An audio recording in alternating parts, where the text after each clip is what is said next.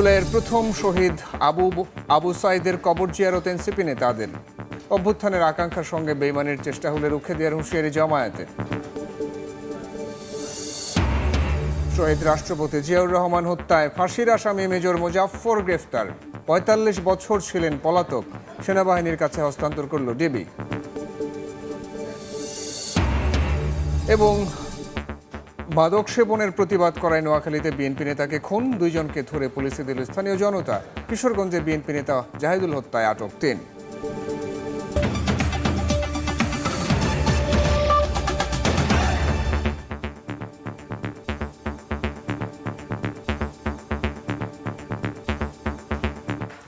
জনপদের সময়ের সঙ্গে আছে আমি সাইফুল রুদ্র।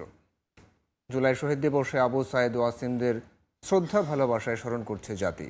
রংপুরের স্মৃতিস্তম্ভে শ্রদ্ধা নিবেদনের পর মুক্তিযুদ্ধ বিষয়ক মন্ত্রী বলেছেন, জুলাই যোদ্ধাদের আত্মত্যাগের চেতনা গণতন্ত্রকে সুসংহত করার উৎস হয়ে থাকবে। জুলাই সনদ বাস্তবায়নের সরকার ও বিরোধী দল একযোগে কাজ করবে। এদিকে কক্সবাজারের শহীদ ওয়াসিমের কবরে শ্রদ্ধা জানিয়ে মুক্তিযুদ্ধ বিষয়ক প্রতিমন্ত্রী বলেন, জুলাই হত্যাযজ্ঞে জড়িতদের বিচার নিশ্চিত করবে সরকার। জুলাইয়ের সেই বীরদের স্মরণ করা হলো শ্রদ্ধা আর ভালোবাসায়। জেলায় জেলায় পালিত হয়েছে নানা কর্মসূচি। রংপুরে শহীদ স্মৃতিস্তম্ভে শ্রদ্ধা জানান মুক্তিযুদ্ধ বিষয়ক মন্ত্রী। সঙ্গে ছিলেন পানি সম্পদ প্রতিমন্ত্রী সহ বিভিন্ন শ্রেণী পেশার মানুষ। আহমেদ আজম খান বলেন, জুলাই যোদ্ধাদের আত্মত্যাগের চেতনাই হবে গণতন্ত্রকে সুসংহত করার উৎস। আবু সাইদ, এই ওয়াসিম আকরাম সহ 1400 আমাদের যোদ্ধাদের শাহাদাত বরণের চেতনা হবে আগামী দিনে গণতন্ত্রকে সুসংহত করা, দেশটাকে সমৃদ্ধির পথে এগিয়ে নিয়ে যাওয়া। জুলাই অভ্যুত্থানের প্রথম শহীদ আবু সাইদের দ্বিতীয় শাহাদাত বার্ষিকীতে রংপুরের পীরগঞ্জে বাবনপুর গ্রামে তার কবর জিয়ারত ও শ্রদ্ধা নিবেদন করেছেন ছাত্রদলের কেন্দ্রীয় সভাপতি। তিনি বলেন, তার আত্মত্যাগে দেশ ফ্যাসিবাদ মুক্ত হয়েছে। এই শাহাদাত বরণের মাধ্যমে পুরো বাংলাদেশে ফ্যাসিস্ট পতনের যাত্রা শুরু হয়েছিল। এদিকে কক্সবাজারের পেকুয়ায় শহীদ ছাত্রদল নেতা ওয়াসিম আকরামের কবর জিয়ারত করে শ্রদ্ধা জানান মুক্তিযুদ্ধ বিষয়ক প্রতিমন্ত্রী। পরে ওয়াসিমের পরিবারের সদস্যদের হাতে আর্থিক সহায়তা তুলে দেন তিনি। 2 বছর পর আসার পরও আমরা যে জায়গাতে ছিলাম এই জায়গাতে আছি। সরকারের আমাদের বিচারটা পাবো বলে আমরা আশায় করে থাকছি। জুলাইয়ে হত্যাকাণ্ডে জড়িতদের বিচার বর্তমান সরকার নিশ্চিত করবে বলে জানান ইশরাক হোসেন।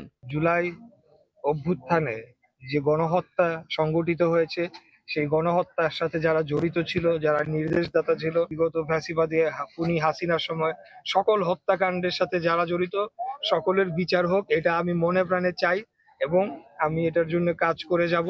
চট্টগ্রামের নিউ মার্কেট এলাকায় স্মৃতিস্তম্ভে শ্রদ্ধা জানান সিটি মেয়র। সেখানে ছিলেন আহত জুলাই যোদ্ধা ও স্কুল কলেজের শিক্ষার্থীরা। আহতদের পুনর্বাসন ও চিকিৎসা নিশ্চিতের আশ্বাস দেন তিনি। আমরা সবাই মিলে তাদের পাশে থাকতে হবে এবং জুলাই অগাস্টের যারা বিপ্লবী, যারা আহত হয়েছেন, ওই আহত পরিবারকে আমাদেরকে অবশ্যই দেখভাল করতে হবে, পুনর্বাসন করতে হবে এবং শহীদ পরিবারকে পুনর্বাসন করতে হবে। এছাড়া কিশোরগঞ্জ, গোপালগঞ্জ, যশোর, পিরোজপুর, চাঁদপুর, শরীয়তপুর, দিনাজপুর সহ সারা দেশে র্যালি ও আলোচনা সভা অনুষ্ঠিত হয়। ঐতিহাসিক জুলাই বিপ্লবের শহীদদের স্মৃতিচারণ করে আলোচনা করেন বক্তারা। ওমর ফারুক, সময় সংবাদ। জুলাই অভ্যুত্থানকে ভুলিয়ে দেওয়ার চেষ্টা মানবে না জামায়াত। শহীদদের আকাঙ্ক্ষার সঙ্গে বেইমানির চেষ্টা রুখে দেওয়ার হুঁশিয়ারি দিয়েছেন দলটির আমির ও বিরোধী দলীয় নেতা ডাক্তার শফিকুর রহমান। এদিকে এনসিপি আহ্বায়ক নাহিদ ইসলামের অভিযোগ, জুলাই সনদ বাস্তবায়নে জনগণের সঙ্গে প্রতারণা করছে সরকার। পীরগঞ্জে শহীদ আবু সাইদের কবর জিয়ারত করেন তারা। এনসিপি আহ্বায়ক নাহিদ ইসলামের অভিযোগ, জুলাই সনদ বাস্তবায়নে সরকার জনগণের সঙ্গে প্রতারণা করছে। জানান, সংস্কার নিয়ে সরকার সদিচ্ছা দেখালে আবারও শক্তিশালী হবে জুলাই ঐক্য। আমরা মনে করি জুলাই গণ অভ্যুত্থানের এই বিপ্লবের সুফলকে সকলের কাছে পৌঁছে দিতে হলে রাষ্ট্র সংস্কারের কোনো বিকল্প নেই। 70% মানুষ গণভোটের পক্ষে, হ্যাঁ এর পক্ষে রায় দিয়েছে, কিন্তু বর্তমান সরকার সেই রায়ের সাথে বিশ্বাসঘাতকতা করেছে। জুলাই শহীদ দিবসে আবু সাইদ, ওয়াসিম আকরাম সহ অভ্যুত্থানে প্রাণ হারানো শহীদদের স্মরণ করেছে বাংলাদেশ জামায়াত ইসলাম। বৃহস্পতিবার রাজধানীর কাকরাইলে জুলাই শহীদ দিবস উপলক্ষে আলোচনা সভার আয়োজন করে দলটির ঢাকা মহানগরী দক্ষিণ শাখা। রাজনৈতিক নেতাদের পাশাপাশি উপস্থিত ছিলেন জুলাই যোদ্ধা ও শহীদ পরিবারের সদস্যরা। জামায়াত আমির ও বিরোধী দলীয় নেতা ডাক্তার শফিকুর রহমান বলেন, অভ্যুত্থানের আকাঙ্ক্ষার সঙ্গে কেউ বেইমানি করলে ইতিহাস তাদের ক্ষমা করবে না। চোখ দিয়ে পানি পড়ে না, রক্ত পড়ে, কারণ এই ইতিহাসটা রক্তাক্ত ইতিহাস। শহীদের রক্তে লেখা 24। আল্লাহর কসম, জীবন দিব কিন্তু 24 হারিয়ে যেতে দেব না। আমরা আশা জাগাইয়ে রাখতে চাই যে এই রাষ্ট্র নিমক হারামি করবে না এদের সাথে, কিন্তু যদি করে তাহলে অতীতে যেমন নিমক হারামদের কোনো ভালো পরিণতি হয়নি, বর্তমানেও হবে না। উত্তাল জুলাইয়ে রাজপথে রক্ত দেয়া সহযোদ্ধাদের স্মরণ করেছে ছাত্র শিবিরও। এদিন সকালে রায়ের বাজার কবরস্থানে জুলাই শহীদদের গণকবরে শ্রদ্ধা জানান শিবিরের কেন্দ্রীয় নেতারা। শফিক মুন্সি, সময় সংবাদ, ঢাকা। দেশে ফিরলেই শেখ হাসিনা গ্রেফতার হবেন জানিয়ে স্বরাষ্ট্রমন্ত্রী বলেছেন তিনি আত্মসমর্পণের সুযোগ পাবেন না। আর পররাষ্ট্র প্রতিমন্ত্রী বলেছেন বন্দে প্রত্যর্পণ চুক্তিতে তাকে ফেরত আনার চেষ্টা করছে সরকার। এক্ষেত্রে প্রয়োজন ভারতের রাজনৈতিক এবং কূটনৈতিক সদিচ্ছা। 2024-এর আগস্টে গণ অভ্যুত্থানে সরকার পতনের পর থেকেই ভারতে আশ্রিত হয়ে আছেন সাবেক প্রধানমন্ত্রী শেখ হাসিনা। মানবতা বিরোধী অপরাধের মামলায় আন্তর্জাতিক অপরাধ ট্রাইব্যুনালের রায়ে দণ্ডিত হাসিনা সম্প্রতি দেশে ফিরে আদালতে আত্মসমর্পণের আভাস দেন। এরপর থেকেই শুরু হয় আইনগত ও কূটনৈতিক প্রক্রিয়া নিয়ে আলোচনা। তার আত্মসমর্পণের সুযোগ আছে কিনা। বৃহস্পতিবার সকালে সচিবালয়ে সাংবাদিকদের প্রশ্নের জবাবে স্বরাষ্ট্রমন্ত্রী জানান, শেখ হাসিনার আদালতে আত্মসমর্পণের সুযোগ নেই। দেশে ফিরলেই তাকে গ্রেফতার করা হবে। পলাতক এই আসামি আপিলের সুযোগ পাবেন কিনা তা আদালতের বিষয় বলেও মন্তব্য করেন তিনি। সাজাপ্রাপ্ত আসামি হিসেবে দেশে ফিরলে তাকে গ্রেফতার করা হবে এবং রায় কার্যকরের ব্যবস্থা নেওয়া হবে। যদি আপিল করার কোনো সুযোগ থাকে সেটা আইন আদালত বুঝবে, তখন আপিলের সুযোগ থাকলে আপিল হবে। এক্সট্রাডিশন চুক্তি অনুসারে তাকে ফেরত দিতে গেলে তারা ট্রাভেল ডকুমেন্ট দিয়ে পাঠাবে না অন্য কোনোভাবে পাঠাবে, তারা সেই আইনানুগ ব্যবস্থাটা তারা নেবে। এদিকে পররাষ্ট্র মন্ত্রণালয় গণমাধ্যম কর্মীদের সঙ্গে আলাপচারিতায় প্রতিমন্ত্রী স্পষ্ট করেন, দিল্লিতে পলাতক হাসিনার কোনো স্বীকৃত আইন বা অভিবাসনগত অবস্থান নেই। তার কাছে নেই বৈধ ভ্রমণ সংক্রান্ত কোনো নথি। তাকে ফেরত দিতে ভারতের কূটনৈতিক ও রাজনৈতিক সদিচ্ছা প্রয়োজন বলেও মন্তব্য করেন শামা ওবায়েদ। রাজনৈতিক সদিচ্ছা, ডিপ্লোম্যাটিক সদিচ্ছা, সব ধরনের সদিচ্ছার প্রয়োজন। হাসিনা পালিয়ে গিয়ে ভারতে আছে, কোনো স্ট্যাটাসে নাই। আইনগত নিয়ম আছে এবং ডিপ্লোম্যাটিকও কিছু নর্মস আছে। এই দুটো ফলো করেই হয়তো উনি ফেরত আসবে। যদি আসে তাহলে সাথে সাথে অ্যারেস্ট হবে। দীর্ঘ 17 বছর আরও জটিল হয়েছে রোহিঙ্গা সংকট। আসন্ন জাতিসংঘ সাধারণ পরিষদের অধিবেশনে ইস্যুটি আরও জোরালোভাবে উত্থাপন করবে বাংলাদেশ, বলেন প্রতিমন্ত্রী। গত 17 বছরে জিয়ে রেখে রেখে আরও বেশি ঘনীভূত হয়েছে। দৃশ্যমান করা সম্ভব না। আমাদের আনঅফিশিয়াল চ্যানেলে, অরাজনৈতিক চ্যানেলে, আনডিপ্লোম্যাটিক চ্যানেলে কমিউনিকেশনগুলো চলছে। এদিকে প্রধানমন্ত্রীর নতুন রাষ্ট্রীয় ও দ্বিপক্ষীয় সফরের বিষয়ে এখনো কোনো সিদ্ধান্ত হয়নি বলে জানান পররাষ্ট্র প্রতিমন্ত্রী। কোনো দেশের নতুন সফরের কোনো তারিখ এখনো ঠিক হয়নি। শাতিলা শারমিন, সময় সংবাদ, ঢাকা। অবশেষে ধরা পড়লেন শহীদ রাষ্ট্রপতি জিয়াউর রহমান হত্যা মামলায় মৃত্যুদণ্ডপ্রাপ্ত আসামি মেজর অবসরপ্রাপ্ত মোজাফফর হোসেন। দীর্ঘ ৪৫ বছর ধরে পলাতক থাকার পর বনানী থেকে তিনি গ্রেফতার হন। সেনাবাহিনীর কাছে হস্তান্তর করে ডিবি জানায় সেনা আদালতে বিচার হবে তার।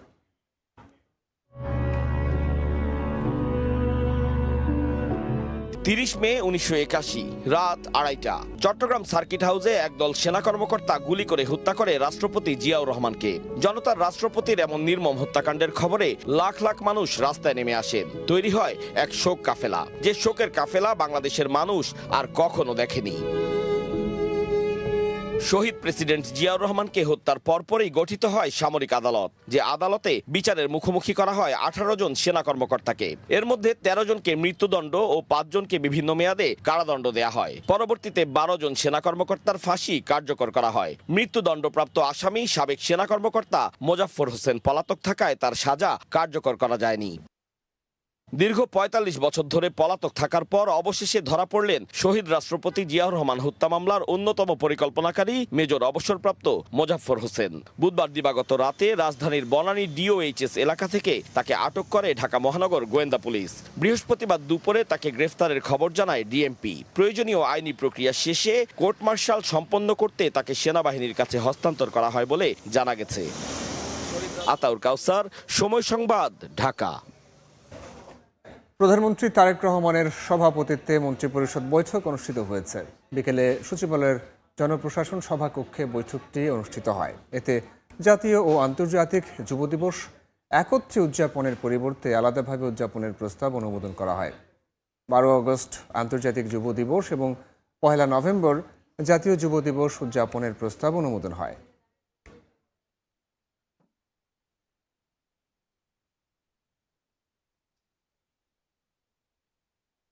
কিশোরগঞ্জের মিঠামইনে বিএনপি নেতা জাহিদুল আলম জাহাঙ্গীরকে কুপিয়ে হত্যা করেছে দুর্বৃত্তরা। আহত হয়েছেন আরও একজন। এ ঘটনায় 3 জনকে আটক করেছে পুলিশ। এদিকে মাদক সেবনের প্রতিবাদ করায় নোয়াখালীতে মোহাম্মদ ফারুক নামে এক বিএনপি নেতাকে ছুরিকাঘাতে হত্যা করা হয়েছে।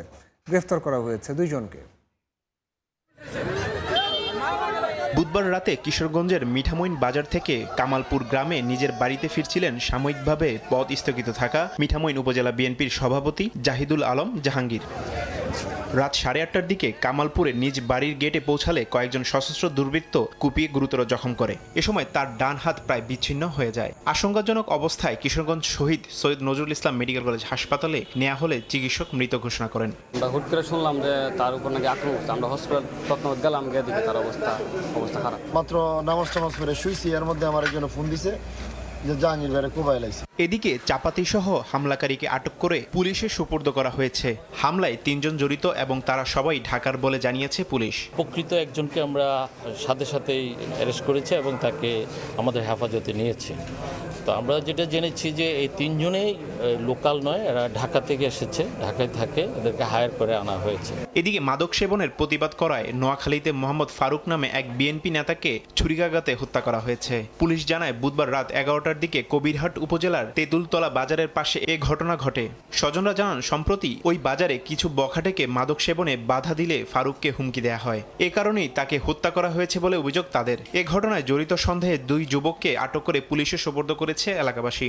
আমার দুলাভাইকে গতকালকে রাত্রে 11টা বাজে দোকানের চা দোকানে বসে রয়েছে, ব্যবসা করে যে বাজারে, ওই বাজারের পাশে বসে রয়েছে। তখন ছুরি দিকে মারছে পিছনে, এখানে মারার পর কবিরহাট নিয়েছি, কবিরহাট থেকে ম্যাচ দিয়েছি, ম্যাচ দিয়ে থেকে কারণে এবার হতে সম্মনি গেছে, মারা গেছে। আমরা এটা সরকারের কাছে সুস্থ তদন্ত চাই, বিচার চাই। নিহত ফারুক সন্দলপুর ইউনিয়নের 6 নং ওয়ার্ড বিএনপির সাবেক প্রচার সম্পাদক ছিলেন।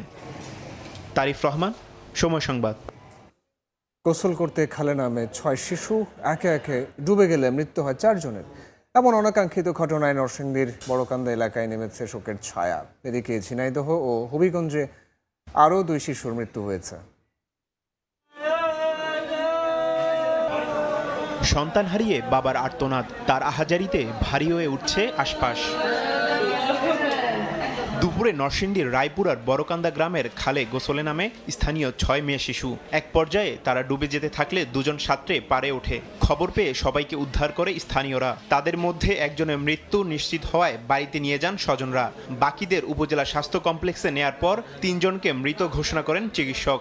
এলাকায় নেমে আসে শোকের ছায়া। নিহত শিশুরা সবাই স্থানীয় একটি মাদ্রাসায় পড়ত। সাঁতার জানে না জানার কারণে স্রোতে বাসায় নিয়ে গেছে। পরে মরদেহের শ্রদ্ধাল প্রতিবেদন তৈরি করে পুলিশ।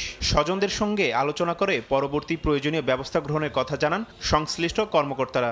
এখন আমরা লাশের শ্রদ্ধাল রিপোর্ট প্রস্তুত করতেছি, এটা আইনগত ব্যবস্থা। আর যদি কোনো কিছু আমরা পাই, তাদের ভিকটিমের আত্মীয়স্বজন যদি কোনো কারোর বিরুদ্ধে কোনো অভিযোগ থাকে, তাহলে বিধি মোতাবেক আইনগত ব্যবস্থা গ্রহণ করা হবে। এছাড়া ঝিনাইদহের মহেশপুরে পুকুরের পানিতে ডুবে 1 শিশু ও হবিগঞ্জের পৈল গ্রামে পানিতে ডুবে ইন্দ্রা দাস নামে এক 5ম শ্রেণীর ছাত্রী মৃত্যু হয়েছে। তারিফ রহমান, সময় সংবাদ।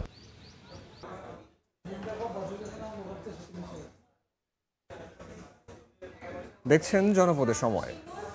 জাঁকজমক আয়োজনে শুরু হলো জগন্নাথ দেবের রথযাত্রা। দেশের বিভিন্ন স্থানে পথে পথে ভক্তদের ঢল নামে। এই আয়োজনে দেশজাতির মঙ্গল ও সমৃদ্ধি কামনা করা হয়।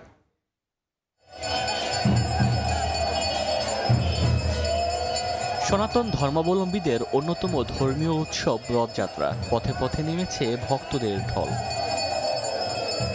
ঢাকঢোল বাজিয়ে উলো আর শঙ্খধ্বনি দিয়ে আহ্বান জানানো হয় জগন্নাথ দেবকে। গীতা পাঠ আর আরতি কীর্তনে জগন্নাথ, বলরাম আর সুভদ্রাদের নিয়ে মন্দির থেকে গড়ায় রথের চাকা। এই তীর্থযাত্রায় মঙ্গল আর সমৃদ্ধি প্রার্থনা করেন ভক্তরা। আমরা একটা বছর অপেক্ষা করি কখন এই জগন্নাথ দেবের রথযাত্রা আসবে। এই জগন্নাথ হচ্ছে আমাদের শ্রীকৃষ্ণের একটা রূপ। নিজেদের পাপ মোচন এবং আমাদের নিজের আশা পূরণের জন্যই মূলত আমরা করে থাকি এটা। সবার মঙ্গলার্থে এই আয়োজন আমরা শরীক হয়েছে। জগন্নাথের দর্শন পাইছি, খুবই আনন্দ লাগতেছে। সনাতন ধর্মাবলম্বীদের বিশ্বাস, রথের রশি স্পর্শে পুণ্য লাভ হয়। খালি পায়ে বিভিন্ন প্রান্ত থেকে আসা ভক্তরা রথ নিয়ে হাঁটতে থাকেন। চট্টগ্রামে কেন্দ্রীয় রথযাত্রা উৎসব উদ্বোধন করেন ভারতীয় হাই কমিশনার হরিশ কুমার। এছাড়া দেশের বিভিন্ন স্থানে উপস্থিত ছিলেন বিভিন্ন মন্ত্রণালয়ের মন্ত্রীরা। India and Bangladesh share a rich civilization and cultural heritage. Festivals such as Rath Yatra reflect the deep spiritual and cultural bonds that connect our peoples and promote harmony, mutual respect and understanding. ধর্ম, বর্ণ, গোত্র কোনো কিছুতেই বৈষম্যর আসার কোনো সুযোগ নেই, আমরা দেব না। আমরা সকল সুবিধা বঞ্চিত বাংলাদেশীদের জীবন মানের উন্নয়নে আমরা প্রতিজ্ঞাবদ্ধ। বর্ণাঢ্য আয়োজনে ঢাকার ধামরাইয়ে শুরু হয় 400 বছরের পুরনো রথযাত্রা। এ উপলক্ষে আয়োজন করা হয়েছে 15 দিনব্যাপী ঐতিহ্যবাহী মেলা। ওমর ফারুক, সময় সংবাদ। এ ছিল জনপদের সময়।